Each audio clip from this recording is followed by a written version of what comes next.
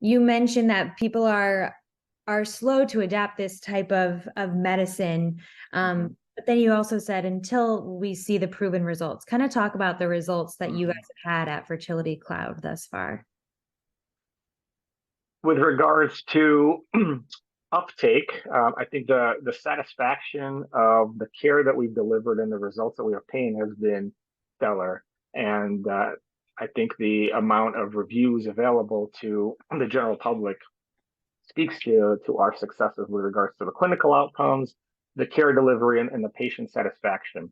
And so, first of all, we provide unmatched convenience. We provide, I think, excellent empathy with the clinical team that we have.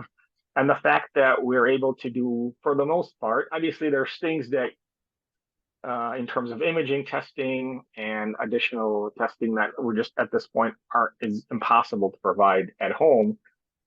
The overall opportunity for the patient to receive their care, I think, is, in my opinion, obviously I'm biased, but superior to the standard model of how reproductive care is delivered currently.